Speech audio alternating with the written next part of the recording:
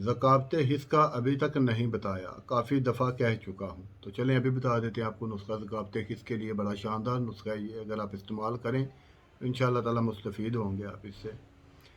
اجزاء کے بارے میں بتاتا چلوں، یہ تمام اجزاء آپ کو پنساری سے مل جائیں گے۔ سالم مصری 10 گرام، مغد بادام 10 گرام، تہمے کونج 5 گرام، تہمے پیاز 5 گرام، جائے پھل 2 گرام، جوز بوبا 2 گرام، کشتہ کلی 1 گرام، مستگی رومی 1 گرام۔ ان تمام اجزاء کو باریک پیس لیں۔ جب پاؤڈر بن جائے تو 200 گرام شہد لے لیں، خالص بیری کا شہد ہو جائے تو اچھا ہے۔ یہ تمام چیزیں اس میں شامل کر کے اچھے طریقے سے گولے مکس کریں، اس سے ٹھیک سا مجون تیار کر لیں۔ صبح اور شام خالی پیٹ آدھا چائے والا چمچ نیم گرم دودھ کے ساتھ لیں۔ 30 دن استعمال کریں، انشاءاللہ تعالی ذکاوت حص کا مسئلہ ختم ہو جائے گا۔